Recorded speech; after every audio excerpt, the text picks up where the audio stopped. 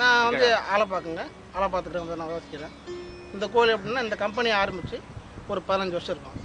இந்த கோயில் பூஜைக்கு இந்த கணபதி வைக்கிறதுக்கு எனக்கு கூப்பிட்டு வந்தாங்க முன்முறையாக.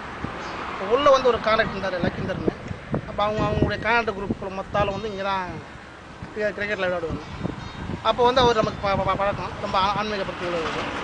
அப்படி போகும்போது ஒரு பந்து அடித்து பந்து போய் அந்த பதில் விழுந்துச்சு. ஃபுல்லாக ஏரிக்கார பதில் அது ஃபுல்லாக புத்தும் வராங்க, யாரும் போக மாட்டாங்க. அந்த பந்து இடத்துக்கு நாங்கள் போனோம், 2 பேர் போனோம் வெற்றி விட்டுலான்ட்டு. அப்போ வந்து லைட்டாக ஒரு ஆரஞ்சு தான் அந்த லிங்கம் தம்பிட்டு, கருப்பாக ஃபுல்லாக பிளாக்காக இருக்கும். கல்லா லிங்கமாக எங்களுக்கு தெரியல. அதுக்கப்புறம் கூட அந்த பசங்கள்லாம் கூப்பிட்டு அந்த புதரெல்லாம் கட் பண்ணிட்டு உள்ளே போயிட்டு மண்ணை தோண்டி எடுத்தோன்னா புத்து அது பக்கத்துலேயே கொஞ்சம் பயமாக தான் எங்களுக்கு இருந்தது. தோண்டினோன்னா ஒரு 1/2 அடி தோண்டி எடுத்தோன்னா ஃபுல்லாக லிங்கம் தான். அந்த நாதெல்லாம் ஃபுல்லாக இருக்குது.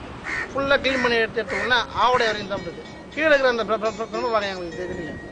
அது வரைக்கும் ஃபுல்லாக மண்ணெல்லாம் க்ளீன் பண்ணிட்டு அந்த புதரெல்லாம் கட்டி க்ளீன் பண்ணிட்டு கோயில் ரெடி பண்ணோம்.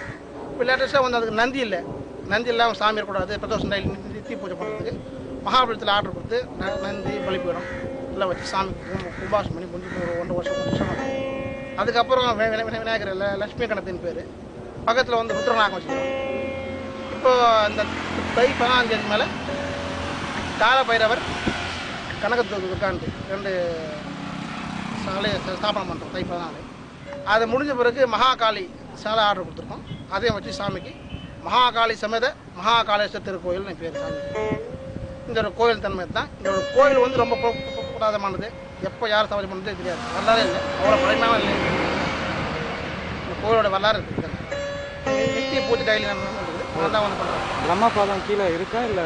இருக்குதுங்க. இப்போ எடுக்குது. அதை வந்து பாலாளி மண்ணி தோண்டி பார்த்தோம். அதுக்கு உண்டான பூஜை பசு வச்சு பூஜை பண்ணி கோ பூஜை பண்ணி கோவுடைய வாலில் வந்து தர்பையை கட்டி அது முறையாக சாந்தி பூஜை பண்ணி தோண்டி பார்த்தோம்.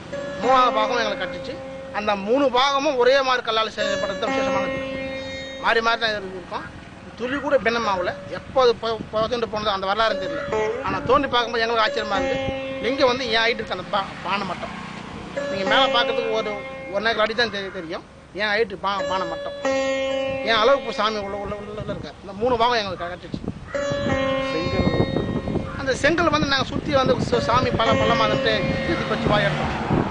1க்கு 1 செங்கலுங்க. இப்போ நம்ம இடத்துலாம் வந்து ஒரு 1/2 அடி இருக்காது அகலம், நீளம் ஒன்றும் வரலாம் ஒரு 1/2 அடி. அந்த செங்கல்ல 1க்கு 1 பானை ஓடுங்க. அந்த மாதிரி பொருளாக அந்த ஜேசி வச்சு தோண்டி நாங்கள் மண் ஆயிட்டு கொட்டும் போது கிடச்சிது. இப்போ அந்த மாதிரி செங்கல் செய்கிறது ரொம்ப கஷ்டமான விஷயம். நான் எங்கேயுமே பார்க்கல. 1க்கு 1 கல் செங்கல் இங்கே யாரும் ரெடி பண்ணல. இதான் ரொம்ப என்னுடைய கணிப்பு என்னன்னா, இந்த இடத்துல வந்து ரொம்ப பழமையான காலத்தில் வீடுகள்லாம் அங்கே இருக்குது. இல்லைன்னா அந்த மாதிரிலாம் பானை ஓடு செங்கல் வாய்ப்பு இல்லை. அதெல்லாம் கண்டிப்பாக இருந்துருக்கும்.